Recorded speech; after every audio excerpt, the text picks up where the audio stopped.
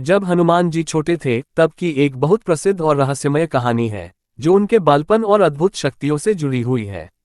ये कथा रामायण और पुराणों में भी वर्णित है। हनुमान जी बचपन में बहुत ही नटखट और शक्तिशाली थे। एक दिन जब वे बहुत छोटे थे उन्हें बहुत भूख लगी।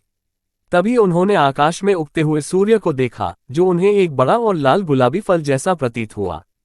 बाल हनुमान ने सोचा कि यह कोई स्वादिष्ट फल है जिसे उन्हें खाना चाहिए। अपनी अद्भुत शक्तियों का प्रयोग करते हुए हनुमान जी ने विशाल छलांग लगाए और सूर्य की ओर बढ़ने लगे। उस समय सूर्य लगभग 93,000 मील दूर था, लेकिन बाल हनुमान के लिए यह कोई कठिन कार्य नहीं था। वे आकाश में उड़ते हुए सूर्य की ओर बढ़ते गए। जब इंद्रदेव ने देखा कि एक छोटा बालक सूर्य को निगलने जा रहा है तो उन्हें बहुत आश्चर्य हुआ और चिंता भी हुई। उन्होंने सोचा कि यदि सूर्य निगल लिया गया तो सृष्टि का संतुलन बिगड़ जाएगा। इंद्रदेव ने तुरंत अपने वज्र से हनुमान जी पर प्रहार किया। वज्र के प्रहार से हनुमान जी मूर्छित होकर धरती पर गिर पड़े। इससे उनकी थोड़ी हनु में चोट लगी। यही कारण है कि उनका नाम हनुमान पड़ा, जिसका अर्थ है जिसकी हनु थोड़ी में चोट लगी हो।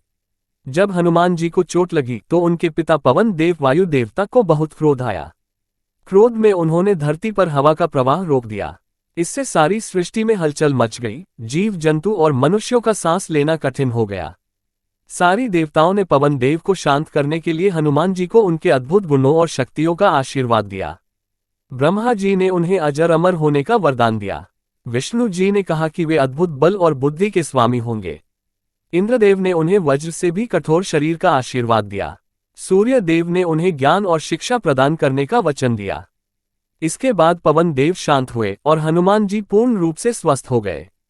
ये कथा बताती है कि हनुमान जी बचपन से ही दिव्य शक्तियों के स्वामी थे। साथ ही यह भी दर्शाती है कि उनके जीवन का उद्देश्य महान कार्यों के लिए ही निर्धारित था। बाल हनुमान की यह कहानी उनकी शक्ति, साहस और नटखट स्वभाव का प्रतीक है।